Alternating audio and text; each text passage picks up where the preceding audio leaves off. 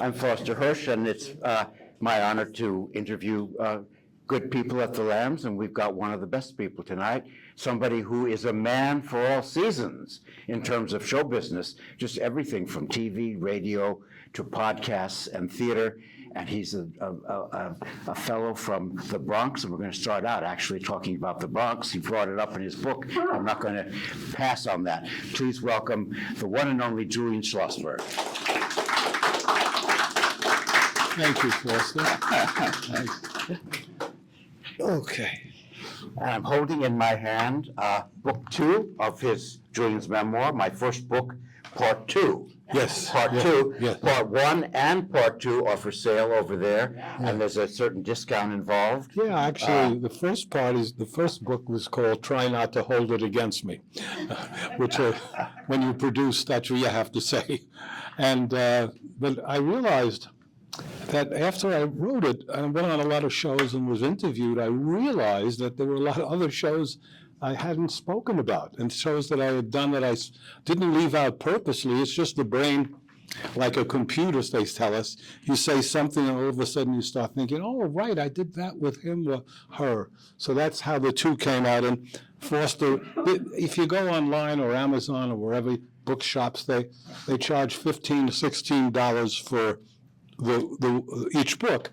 But I said, for the Lambs Club, special price, $20, both books. So if you got $20, I promise you, one out of the 2 you'll like. And maybe you'll even like both. You'll like both. Maybe. But I'm going to cover all bases, because everything you mentioned in part 2 tonight, Okay. I want to cover all bases. But actually, I want to start out because you do something very unusual and entertaining. You talk about your neighborhood in the Bronx, and you cite a restaurant or a store alphabetically. The Bronx, from A to Z. Bronx from A to Z. From A to Z. Yeah. I didn't grow up in the Bronx, but when I first came to New York, I had friends from the Bronx. So I knew just about everything that you talked about. And it's wonderful to hear. But you left out 2 things. You left out Sutter's, the bake stuff. Yes, and you left out Schraft's, but I guess a Jewish person didn't go to Schraft's. Schraft's? No, my God, no. The ladies, Marjan ladies went to Schraft's, you know. The funny thing about the Bronx, I lived across the street from the Kingsbridge Armory, which is the largest armory in the world. And long before the Javits Center or the Coliseum, they hosted the boat shows and the car shows and rodeos. Can you imagine? You're a little kid, rodeos in the Bronx. You go into this armory, and they're going to be what is it? They're going to be lassoing heifers. They're going to be doing bucking broncos, and there is Buster Crabbe and Johnny McBrown. I can't believe it. I'm about 8, 9 years old. And I'm crazed. Look, this is amazing. It's across the street from my house. But what also is clear is you had access to great movie palaces along the Grand Concourse and Fordham Road. Oh, yeah. The Paradise, which is one of the great theaters of the world. What?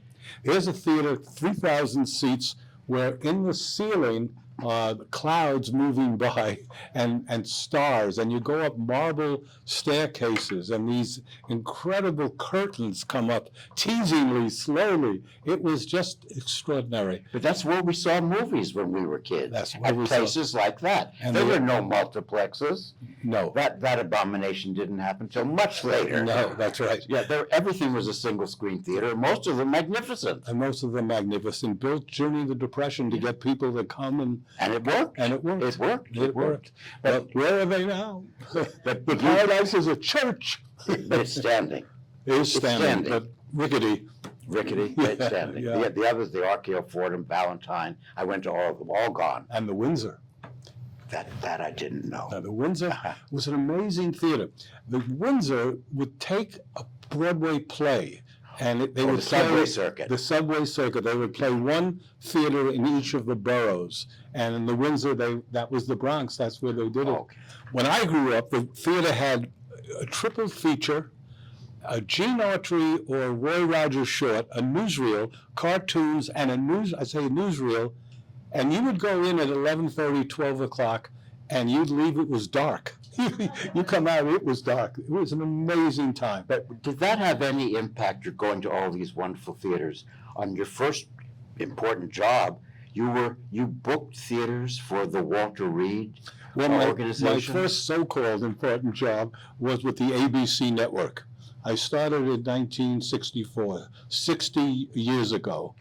Yikes! Anyhow, 60 years ago. But the second job was at Walter Reed. And you booked theaters? And I booked in New York City, the Coronet Baronet Fine Arts Festival, Little Carnegie, 34th Street, the Astor, the Victoria, the DeMille, and we built the Ziegfeld. So And you booked the Ziegfeld? I booked all of those theaters, plus 70 more around the country. Right.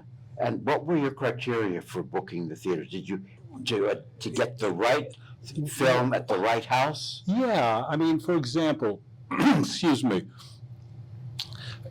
Woody's first movie that played theatrically was Take the Money and Run, played at the 68th Street Playhouse. And the second movie was Bananas, and the head of United Artists called me and said, look, we want you to screen this movie, we don't know what to do with it. And I looked at Bananas, and I realized that my only criterion was that I was in my late 20s. That had nothing to do with taste, intelligence. It just, they said, we don't understand this. We're in our 50s and 60s. Maybe you will. And I said, not only do I understand it, I want to put it in the Coronet, which was the best theater. Cinema One, Coronet were the two best theaters in New York. Have to remember, in those days, nothing went out thousands of prints. They went to one or two theaters in New York that established the movie, not just for New York, not just for the East Coast, not just for the country, but for the world. That first run in New York and then later Los Angeles. And it mattered which theater, because each theater had its own profile. You wanted to marry the picture to the theater. And so did the director. And sometimes you didn't agree with the director, and if you had the power, you could stop it, or if he had the power, you said, yes, sir. I know that Woody Allen wanted his films booked into the Beekman. He did, later on. That was after I left. After you left. He loves the Beekman, and I know why. I loved it too. It's a great theater. It was a great theater. Yeah, great but theater. what happened was his next movie was Everything You Ever Wanted to Know About Sex. And I said to the United Artists people, I want to play the Coronet, but I want to play a Little Carnegie. Coronet was on 59th and 3rd across from Bloomingdale's. Little Carnegie was 57th and 7th, right next to Carnegie Hall, around the corner of Carnegie Hall. They said, oh, no, it's only 2 blocks difference. And I said, yes, but one is 7th Avenue, one is 3rd Avenue. And these guys were from, Iowa. They didn't they didn't know New York City, and of course that's my home. So it took me months to convince them. And were you good at it? Did you usually book the right film into the right theater? I'm telling you the good stories. Okay. What was your biggest booking success in those days? I took the DeMille Theater on Broadway, which was the lowest grossing theater on Broadway, and this is what I did. The man who owned the company was named Walter Reed, nothing to do with the hospital. Walter Reed was a theater owner. His father had been a theater owner. And I asked him to have dinner with me at the House of Chan on 52nd and 7th. And we had dinner there, and I said, I'd like to walk to the DeMille. And he said, I have my limo. I said, well, it's only a few blocks, Mr. Reed. Just walk with me. And as we walked down Broadway, he said, my God, there's so many black people here. I said, that's why I want to put Cotton Comes to Harlem in the DeMille, and no one's letting me do it, and I want to do it. And he said, look, you want to do it, then you do it. I said, why? He said, oh, why don't they want you to do it? I said, because they say those pictures have to play 42nd Street. And I said, no. And we did $101,250, broke every record in the history of Broadway, and I followed it with Shaft. At the DeMille? Right after the Mill. And it became the highest grossing theater on Broadway. So that was a success story. But that was a preview, because blaxploitation films they then were played crazy at movie palaces in downtowns throughout the country. Exactly So you right. set the pattern, really, Well, for a national distribution I pattern. certainly helped to. You certainly, yeah. It was I felt very good about that. And the other thing, I guess, It's like my favorite hits. But the other thing was that the Ziegfeld Theater, we could not get a movie. It's a beautiful 1,200-seat theater, chandeliers, the best sound in town. We could not get a picture. And finally, we got Cabaret, which I bought, and it went through the roof, and that was great. But what had happened was the first movie that we got that had any impact was David Lean's movie, Ryan's Daughter. And the first weekend at the Ziegfeld Theater, I get a call at home. I was living on Central Park West, and the guy said, you got to come down here. You got to help me. I said, why? He said, there's so many people. I've never had a crowd. You know, so I came down, and the phones are ringing off the hook. And I grabbed the phone, and Ziegfeld Theater, and the voice says, there's a bomb in the theater. The manager says, no, we're playing a good movie now. I've always thought to myself, what did the Mad Bomber think? What? But I had to call the police, had to bring in police dogs, had to stop everything, bring everybody out on the street. But it was a funny story. It's a great story. But nowadays, your job would be dull because there are no theaters that have that kind of profile. Everything's the same. Oh my God! What difference does it matter if you're at the 34th Street AMC or the 61st? It doesn't matter. It was as much fun as a guy could have if you like movies, and I loved movies. And what had happened was, it's very simple. If you're fortunate enough not to take yourself too seriously, because everybody, I mean, the major stars from Warren Beatty, all of them were coming after me. But it wasn't about me. They wanted the coronet. They wanted the baronet. And as long as you kept your head and you realized it's nothing to do with me, you walk out of here tomorrow, they'll never call you. You'll never hear from them. And I knew that at a young age. So that helped a lot. So it helped a lot to be a good psychiatrist in a way. It helped a lot to not take it seriously and know damn well that it wasn't about you. It was about what you represented. So those were the days. Reading your book, I was nostalgic for how we used to see movies. I tell friends, somewhat ironically, I have a very firm policy. I will go only to a single screen theater. That, in New York, that will get me to the Paris and no place else. There you go. No, it was a very interesting time, and it was a time that I write about in the book, and the people that I met and what happened and how we did a lot of interesting things. I had, Andy Warhol's 15 minutes. I had my 15 minutes of fame at the Ziegfeld Theater because in 1 year I put in That's Entertainment.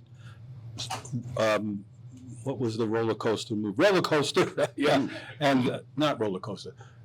The one with Sense Around. Mark, you remember the one Universal movie with Sense Around? Not Earthquake. Earthquake. Yes. You did it. Okay. In 1 year, That's Entertainment, Earthquake, and Tommy. We grossed $3 million for the year, the highest grossing the theater in the country. And every studio came after me because supposedly I knew something, which was funny because I didn't know that much. But I knew enough to put in some good movies. But the Ziegfeld model couldn't sustain itself. No. It couldn't make money. No. That year it made a lot. But it would not work today. No, it wouldn't work today. It didn't even work then because it wasn't on Broadway. Yeah. The prejudices that you would hear were so incredible from the studios. But it was an interesting time, as I keep saying, and I have good fond memories of it. And I write a lot of the stories about.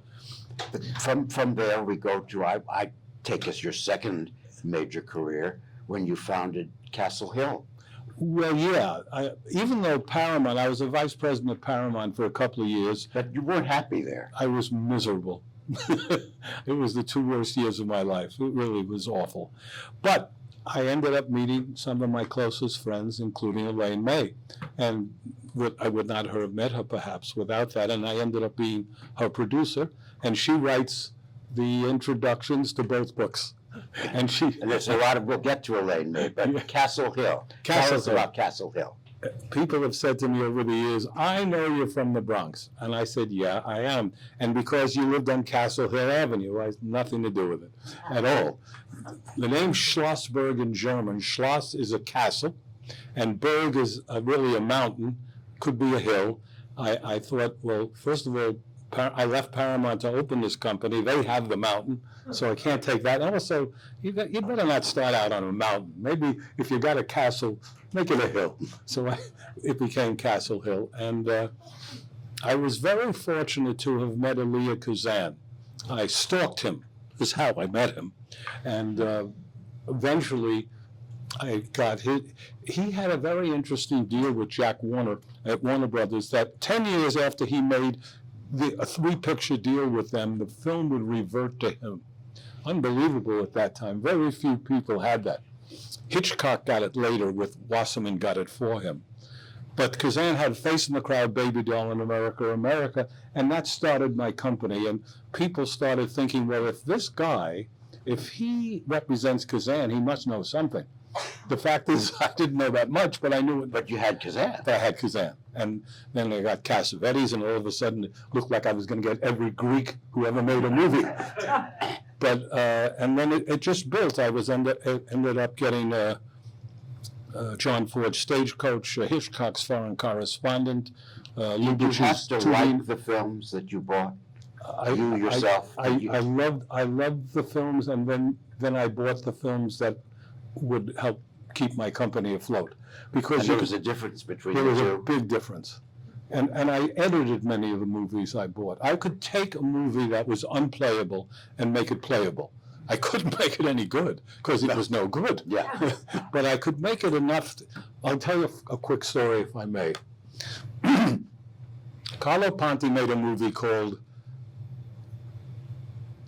Nurse Anna. That was the name of it. Ursula Andress and Jack Palance were in the movie. The movie was 120 minutes, 2 hours. It was god-awful. But Ursula Andress, a beautiful woman, went without any clothes in 4 scenes. And at that time, pay television was coming on, and I realized that Ursula Andress, a name, nude, is going to sell. There's no question. So Jack Palance kept his clothes on. We were all grateful about that. Anyhow, I took the movie, and as I'm watching it, I'm editing it. I'm thinking, this is a terrible scene. This can go. This is really no good. Oh, and I make the deal with Ponti. And I go and then screen the movie again, this time with a pad and pencil to see what I'm going to take out. And it doesn't seem as bad as the first time. And as you may know, some of you, the films are on double reels. Each reel is 10 minutes, but a double reel is 20 minutes. So if it's 100 minutes, it's 5 double reels, 20 minutes each. I finished screening it, and I'm shocked. It's not as bad as I remembered. It's bad, but it's not that bad. And I get to the elevator, and the projectionist runs out and says, oh, Mr. Schlossberg, I'm so sorry. I forgot to put on a double reel. I said, can I see that reel now? He said, sure. So he put the reel on, and out of that 20 minutes, I took 18. It kept 2 minutes, and I was on my way. So the movie now, I release it at 88 minutes. I call it The Sensuous Nurse, of course, because the whole concept was this very rich man refuses to die. His kids want his money, so they send in a nurse to screw him to death. That's basically that's basically not to put too fine a point. It's a very sophisticated, intelligent movie. But the production values were beautiful, and it turned out to be the biggest film I ever had. At Castle Hill. At Castle Hill. And all of my time at Castle Hill I had for 30 some odd years, at least once a month my mother would say, can't you find another nurse movie? But you had 3 Kazan films that I'm very fond of. Me too. Baby Doll, which is great. Yeah, Face in the Crowd was my Face in the favorite. Crowd is terrific. Yeah. But America, which is not as well known as it should be. But you know, that was Kazan's own favorite film. It was indeed. And I knew Mrs. Kazan, his widow Frances, Yeah. and she said when he got older and enfeebled, he would often ask to see America. Yeah. That was the film he was proudest of. If you haven't seen it, see it. It's a masterpiece. Nominated for 5 Academy Awards, including Best Picture of the Year. Including. So Did not do good box office, but it's a great film. It was a disaster. Disaster. Yeah. But a great film. It opened right here at the Paris Theater, as a matter of fact, Yeah. speaking of the Paris. Well, Othello was another film that mattered a great deal to me. Orson Welles had made this movie on Othello, and he played it at the Cannes Film Festival, and it won the Cannes Film Festival. Nobody would distribute it in America, nobody. And so it languished for 40 years until his youngest daughter, Beatrice, came to me and said, I have this movie, and would you look at it? And I looked at it, and this is a masterpiece, but the sound is out of sync. It's terrible. The soundtrack, we have to do blah, blah, blah.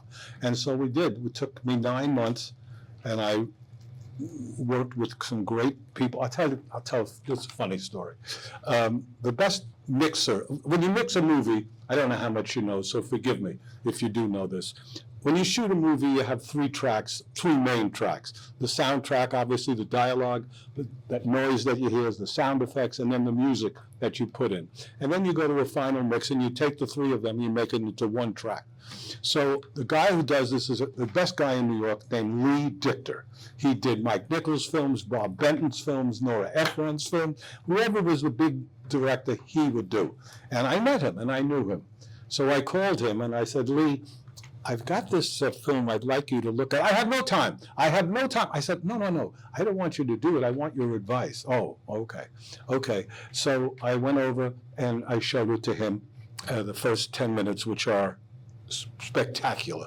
And he turns to me and says, you son of a bitch. He's an artist.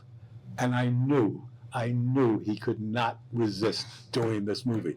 I will do it at night. We'll have to do it on the weekend. I can't do it during the week, but I'll So mix it's the movie. thanks to you that we have the restored Othello? I would say that's the case. That's quite an achievement. Orson Welles, great film. It is a great film. I feel someone asked me just recently, what's your greatest accomplishment? You don't know great accomplishment. That's an accomplishment. But that's one. That's one. Yeah. Thanks to you, we have this restored, beautiful film. And I owned it for the world, which was great too, because often my films were only owned U.S. and Canada. But that was before I started producing. Yes, and that's a segue to our next topic, which is Julian Schlossberg, Broadway producer. Yeah. First show, It Had to Be You, written by Taylor in Bologna, and we just had a call with Renee Taylor, who wanted to be here tonight. Yes, because she wrote a friend book, of and yours. She did, and she's a little under the weather, but she sends her regards to all of you. Yes. And your most recent Broadway was Woody Allen's Bullets Over Broadway. Is that correct? Yes. So let's start with Renee Taylor. How did that play get to you? How did you become its producer? Well, it's funny. I to just segue away from that for a second. A couple of years ago, Renee came to me, and we did a play. Her title was "My Life on a Diet," and it was all about her life on a diet. And when we were being interviewed together, they said, "How come you're working with Renee on this play?" I said, "Well, we decided every 37 years we'll do a play together." Elaine May called me and said, "Renee Taylor and Joe Bologna have written a play, and they want you to hear it. Will you listen to it?" I said, "Sure, I'll be happy to." And so I went to their home. They lived on Central Park West then. And I said, "Can I bring my mother?" And Joe said, "Can I bring my mother?" I said, "Sure, let's have an Italian mother, a Jewish mother. Okay, let's do that." So they read the play, and I love it. I didn't like it. I loved it. And Renee, being not shy, says, "So you'll produce it?" I said, "Renee, I've never produced a show. I don't know how to produce a Broadway show." She says, "So you'll learn with us." Okay, well, I had one idea. At that time, there was a fellow named Alan Klein, rather infamous fellow in the record business, who represented both the Beatles and the Rolling Stones, so you can know he was at the top of his game. And he had hired me to be a consultant.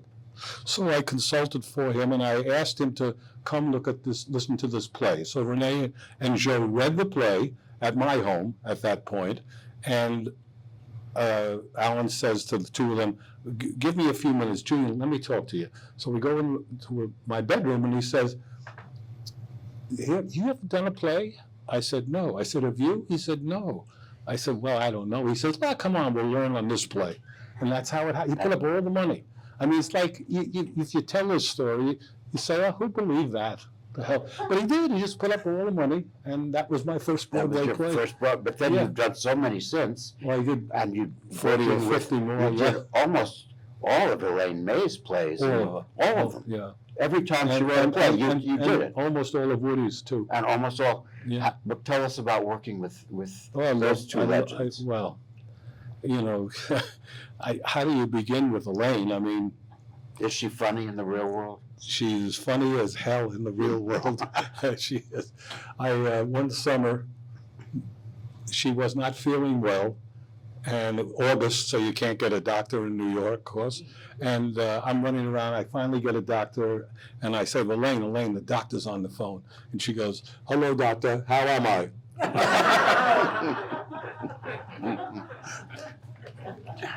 I was lucky enough and still represent Mike Nichols and Elaine May on their CDs and on their film clips and whatever.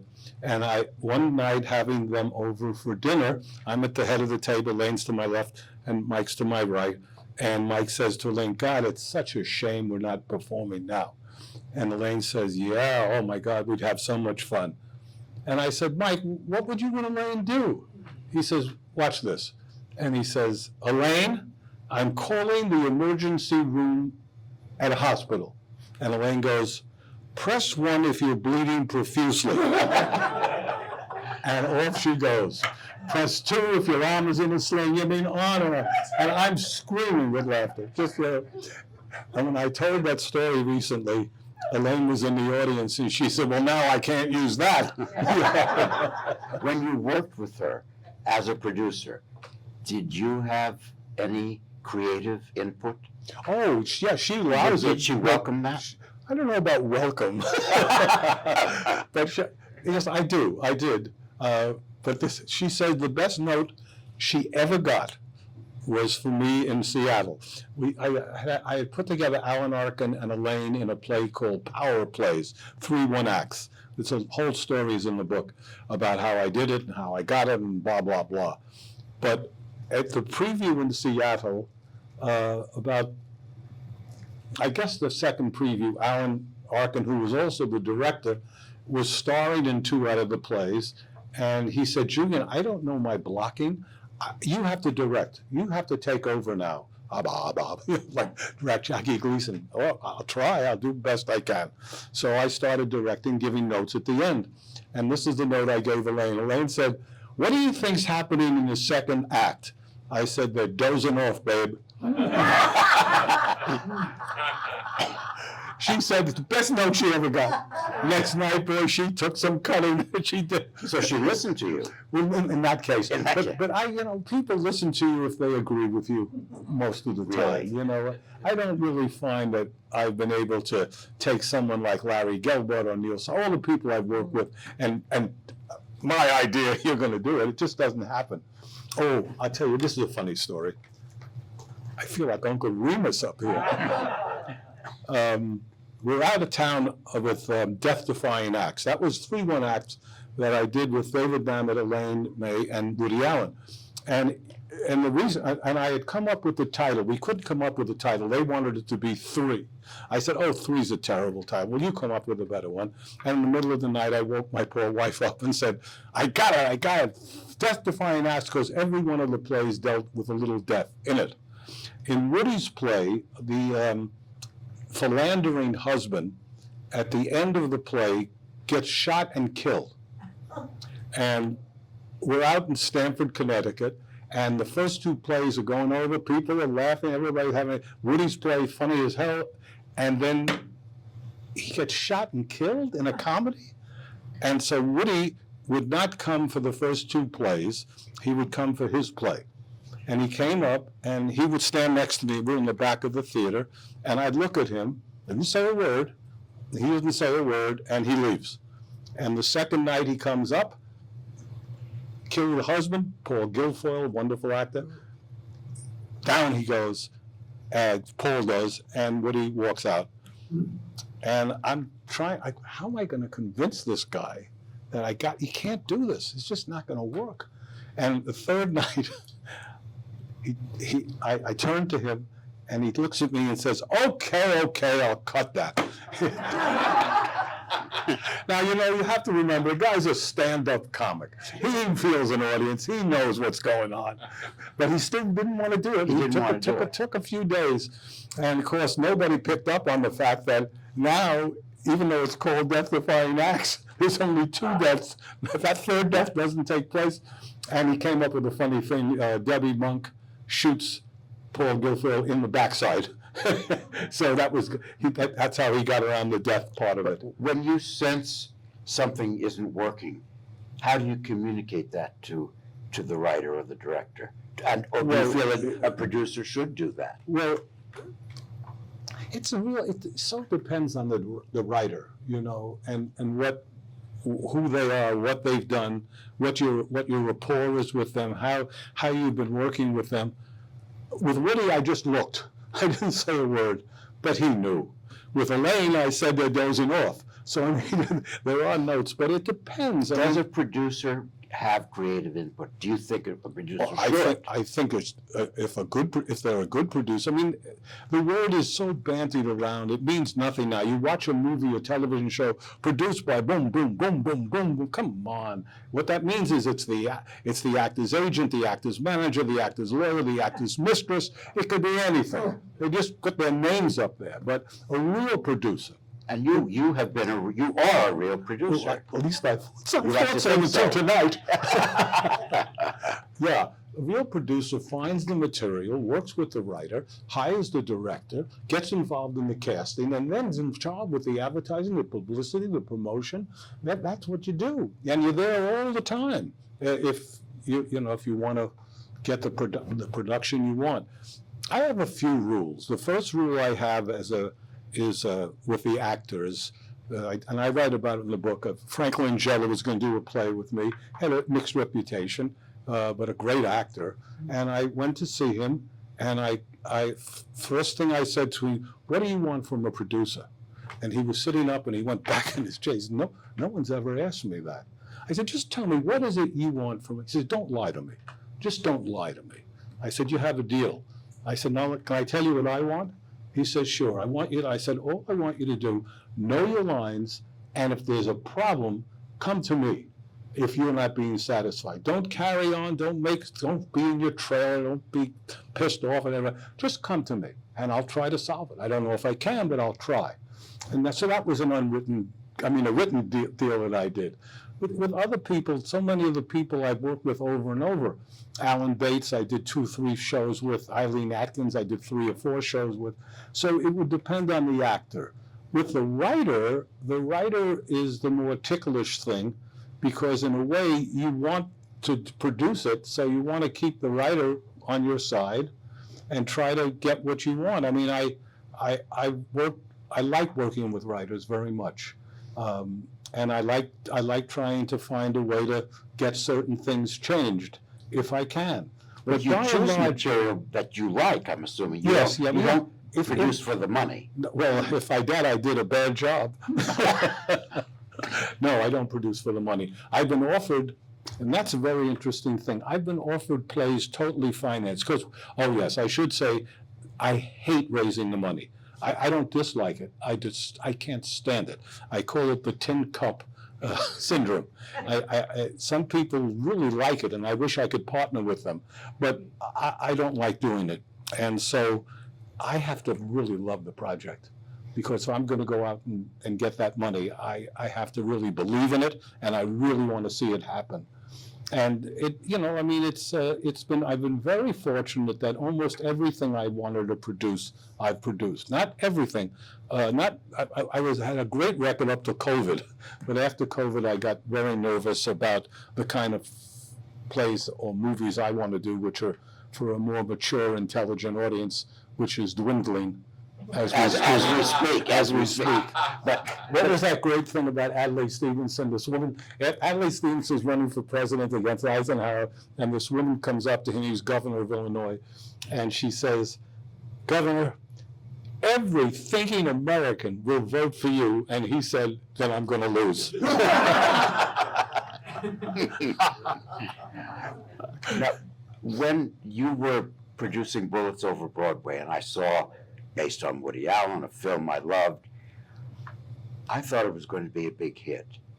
It didn't turn out that way. Do you know why? Not to this day. You loved it, right? You loved the show. Not only did I love it, but I would have broken every producer in the handbook of producers. I would have put my own money into it. That's how much I thought of it. Well, a lot of things happened, and you don't know. I mean, the day we opened the box office, Mia Farrow had the young girl come out and say terrible things that Woody supposedly had done. That was the day we opened the box. It was not coincidental, no. But not the only reason. Turned out that Ben Brantley gave it a mixed review. Then I found out Ben Brantley socialized with Mia Farrow. So I don't know. I really don't know the answer. By that time, I had been in the business 55 years, or maybe more. And I would have bet, as they say, the farm. I was sure that this was my gold ring, that I had never had. I mean, I'd won some awards, I won Tony, but I never had a huge hit. And that was going to be my hit. So it took me years to get over it, not months. Because I, as an outsider, when I saw it listed, I said, "This is going to be a big one." Yeah, I really thought so. And the biggest producer on Broadway at that time was Scott Rudin, and Scott called me and said to me, "I want in. You've got the biggest musical." I said, "Scott, I'm done. I'm finished." "Well, you got to find a way to put me in." I said, "No, I don't know how to do that," and which I didn't. I had all the money I needed. I turned money down. I never had a project. I mean, Susan Stroman, who had produced the producers and directed the producers and choreographed it, was doing it. It was based on a hit movie. Were you happy with the cast? Were you happy with the production? I was involved with every moment of that casting. Every person I was involved with, 4 votes actually. But yeah, that was it. Yeah, I was happy with everything about that production except the result. The result of not being successful. Yeah, but you know, it's if you're going to be in the business, you have to have the hide of a rhino. You just do, because there's just so much. You know, a lot of actors have said to me over the years that you love actors, don't you? And the answer is I do. I love actors. I think they're great. And if it sounds like I'm an apologist, I'm not trying to be, but the time an actor makes it big, time that they really make it big, they've been lied to, they've been screwed, they've been so mishandled that they're damaged goods. They're successful now, but they're pissed off and they're unhappy. And I can understand and have appreciated that. So I guess, as we say in traffic court, guilty with an explanation. But in your book, you give us wonderful anecdotes about your famous friends. But I have to tell you, Julian is very tactful. Did you eliminate material from the book that you thought, on consideration, would be a little too hard-edged or? Yeah, I think you're not a misanthrope. You like people. I do. I really do. I do. And you're patient with us. Yeah, you're right. I think a reviewer said he's never mean-spirited, but he's very gossipy. So I didn't mind that. I thought that's true. I'm not a mean-spirited guy, and I am a. But you don't like to settle scores. No. At all. No, and I've only fired one director and one actor in my whole life, and you know, I read about that too. But I said to this famous actor, I said, "You're mistaking my kindness for weakness. That's a big mistake." I said, "I grew up in the streets of the Bronx. I was a Jew in an Irish neighborhood. It was a lot of fighting going on, and I can go low, I can go lower than you'll ever go. But I choose not to, and I don't want to." And then I fired him. Yeah. I want to talk about a show that you did just recently, since the pandemic. I saw it so many times that the cast actually got to know me. So and you're the one. I'm the one. And I would talk to them out in front of the theater, mornings at 7. Yeah. A friend of mine called when it was announced as opening. A friend of mine, out of the blue, said, "You do know, don't you, that the star of your favorite film was about to open in an off-Broadway show?" That's all he said. And I immediately said, "What's Patty McCormick appearing in?" Because the Bad Seed is one of my favorite movies. And so I know her. And I did an event with her at the Film Forum right after the show closed. Yes. For the Bad Seed. But I went to see it and met her, of course. And then I went back and back and back. And John Rubinstein couldn't believe that I had returned to see the show so many times. Yes. Now that should have done better than it did. That was a lovely production. Well, With a wonderful cast. Yeah. Tony Roberts. No, I actually pretty much with Dan Wackerman put that cast together. Tony and I had wanted to work together for years. Julie Ivey and I wanted to work together for years. So I put a lot of those people I called and got them to do it. And I loved the play. I had seen it twice in New York. Hadn't played in 21 years. It had won the best revival for a play twice, I think.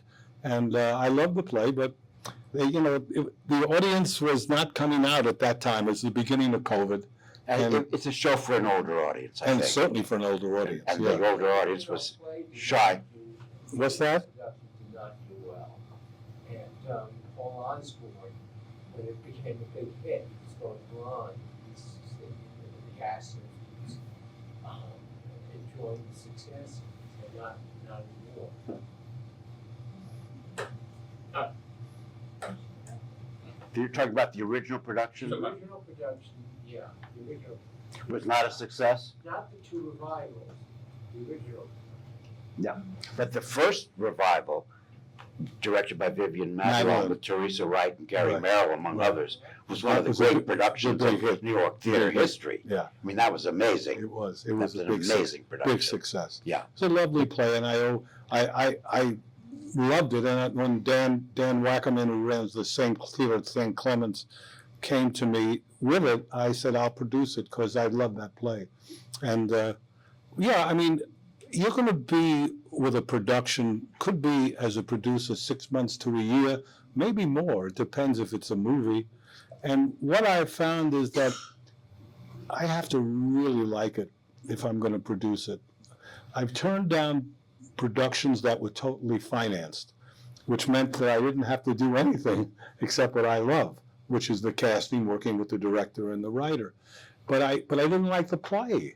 And you have your name, and for what it's worth, you want to present what you're proud of. And anything I've ever done, whether it's been successful or not, I was proud of it. Proud of it. Yeah. So.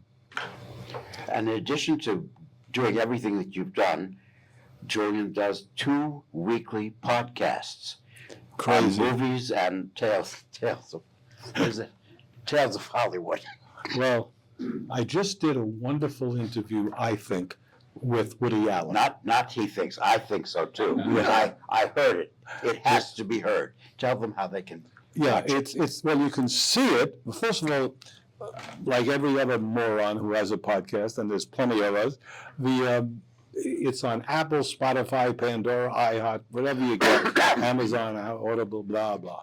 But it's on YouTube, and you can see Woody and myself, and that's under Julian Schlossberg's Movie Talk, YouTube, Woody Allen. And it'll come up, and And it was just done a week or so it ago. was just 6 days ago, and we have over 10,000 hits, which is more than It is I've had on any show. a terrific interview. Thank you. He's Thank you. honest. He clearly likes you. He trusts you. He's not eager to get out of there. He's not impatient. He talks for an hour, and they said, "Let's do this again and cover material we didn't cover this time." That's He what- couldn't have been more gracious. It's true. And, It's and, true. and charming. Yeah. Delightful. And And at 88, he's cute as a button. the 89 in December. Also, if you care to, and it doesn't cost anything. I interviewed Elaine May on Turner Classic Movies. I was the guest interviewer, and Elaine, who never does interviews, I call her. She never does interviews? No, No. I call her the Greta Garbo of our time. Sat down and did the interview about New Leaf and Ishtar and Nicholas and May and Mikey and Nicky, which she and I own. We were able to get the movie back from Paramount, and we own the film. So it's always nice I've working. never seen it, but is Ishtar as bad as its reputation? It's a great movie. It's a great movie. Great movie. Stanley Kaufman in the New Republic says one of the great films of the decade of the 1970s. One of the great 10 films of the decade. Ishtar. No. Mikey and Nicky. Mikey and Nicky. Mikey and Nicky. No, Ishtar. Yeah. Is that as bad as it's Ishtar- supposed to be? Well, Ishtar certainly became a punchline, but Quentin Tarantino, Martin Scorsese, look up what they say about it. Okay. It is so prescient about the Middle East. She does it in a comic way. It's an extraordinary movie, but it has a terrible reputation. And it's just going to change because once Tarantino and Scorsese and all these guys start backing it, it'll turn out to be a cult movie. It is already, actually. There was a film, called Looking for Ishtar. A Canadian documentary made it. And he went to libraries, he's Canada, as I say, Canadian, and he went to libraries across Canada, and there was no way to get the movie. There was a waiting list 5 and 6 months long. People who wanted to see it but didn't want to pay for it, obviously. Elaine always says, Is she ironic about that film, or does she? this is one of her other great lines. She said, if all the people who said they hated Ishtar had seen it, I'd be a rich woman. Do we have some questions for Julian before you go and buy his 2 delightful books for $20, which that's right. Which is a great bargain, a Bronx bargain. A Bronx bargain for the lambs, yes. Yes, sir. Yes. I came in late due to the traffic situation. You discussed Movie Talk from WMCA? Yes, Oh, you did discuss that already? we did not. Oh, okay, so I love that show. That was on WMCA. How many years did that run? 7 years. And you were with Alex Bennett followed you, or you were in the same? Let's see who followed. Long John, I was on from 8 to midnight, so Right, Long John right. Neville Sunday followed me. nights. And Malachi McCourt was my lead-in. Yeah, That was a terrific show. And thank you. Well, it was incredible. I couldn't believe it. I have Bob Hope, George Burns, Betty Davis, John Huston. I can't believe it. I can't believe that they're sitting there talking to me, and I'm talking to them. Rex Harrison came on, and he said, I want to see every question before you asked it. I said, well, I don't do it that way, but I'll type them all up. And he was there 15 minutes, and he stayed for 2 hours. 15 minutes, and we went to a commercial. He took the questions and ripped them up a few minutes. Because he knew I wasn't going to do about his wives and all the, You people. developed 10 from your show, or shows doing that. I think you were discussing it on that show about putting it together, as I recall. Will you marry me? So you had a I question? don't know. up here? How can you remember that? I'll talk to you later. No, I had produced 10 from your shows. It was my Right. first movie. And I remember you discussing getting the kinescopes, How quality, that's right. and That's dealing with the Michigas. Wow. A long time ago. Yes. holy cow. Give that man a book. I think you had a question, I sir? have 2. Yeah. What was your favorite show, and what was your favorite movie, and is it on Netflix? What was my favorite show, meaning a movie or a theater or That you produced? television? Produced for a movie or theater? Oh, that I produced. I don't have children, but I have a hunch if I had 3 or 4 and someone said, who's your favorite kid? Maybe I'd have it, but I wouldn't want to say it. I don't know.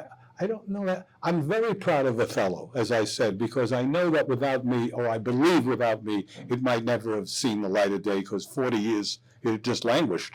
So I think I'm so proud of the fact that I worked with the comic geniuses that I worked with, Woody Allen, Elaine May, Mike Nichols, Neil Simon, Larry Gelbar, it just doesn't get better than that. And I'm so thrilled that I had the opportunity to do so. So I guess that would be it. As far as projects are concerned, well, I'll tell you. I did a film called Going Hollywood, the War Years. It was with the #1 box office star during World War II, Van Johnson. Oh, Okay. And I produced it and directed it. And I think I'm happiest about it because of the following story. I had done Going Hollywood the 30s with Robert Preston, narrated, and I directed it, produced it. And we made some money, but not huge money, but we made some money. It was a profitable film. My concept was Going Hollywood the 30s, the 40s, the 50s, the 70s. We can just keep doing it. But a lot of the pay television systems went out of business. Not the HBOs, but there was, for example, in LA, there was On TV, Select TV, the Z Channel. They were all over. They were in St. Louis, they were in Philadelphia. There were standalones. And I could sell those standalones Going Hollywood the 30s. So I went out to sell Going Hollywood the 40s, and nobody wanted to put up the money because they said there's been a million movies about how Hollywood affected movies and how movies affected Hollywood. It's Hollywood in the war years. Everybody's done it. I said, not my movie. Haven't done my movie. And so I went out and I ended up foolishly, in retrospect, financing it. But it became that and The Sensuous Nurse are my two biggest films. But I was able to get wonderful actors, Roddy McDowall, to sit down at that time. He was alive. And, oh, my God, so many of the other. Oh, Sylvia Sidney. Whoa, she was one tough cookie. She came in. Dane Clark, Vivian Blaine, Gloria DeHaven. I got all these people to sit down and talk about what it was like to do the war years and how it was going. And on my radio show, for my friend here who reminded me, June Allison and Margaret O'Brien came on. And I said, you guys complained bitterly about the studio system, and they both said we'd kill to have it back now. So that was interesting. I opened That's Entertainment at the Ziegfeld Theater, which was a terrific opening night with all the stars in the world, and I wanted to bring my parents to the opening at the Ziegfeld, and I had seats laid out for them. It was really kind of nice, and we're upstairs in the kind of a lounge area with all the stars and lots of people, and my mother says, "You see that woman over there?" I said, "Sure, Mom." She said, "I used to play mahjong with her." I said, "You played mahjong with Celeste Holm?" She said, "I don't think that was her name then." She always was fast, my mother. She could answer quickly. But I think those would be a couple of the examples that, yeah. The 10 from your shows that the gentleman mentioned, I just wanted to bring back that comedy that I grew up with and how much I loved Sid Caesar and Carl Reiner, Howie Morris and Coca, Imogene Coca. And so I took I did it. I just did it. And often, I guess when you write the book, because Foster had asked me this just a little while ago, you kind of realize when you're writing a memoir or a book, it's almost like the good, the bad, and the ugly. You want to talk about the good. You got to be really how much you want to go to the bad, and can I really do the ugly? So it turned out to be, as you asked, there were things I would never put in there because it was damaging to somebody. But I didn't mind saying who I fired, and I didn't mind talking about some people's bad behavior. But again, I say guilty with an explanation most of the time. Most of the time. Yeah. I think you can see what a wonderful storyteller Julian is. If you buy the books, you have many nights of pleasurable reading in store. Don't we need to thank Julian for being with us tonight? Thank you. Thank you. Thank you.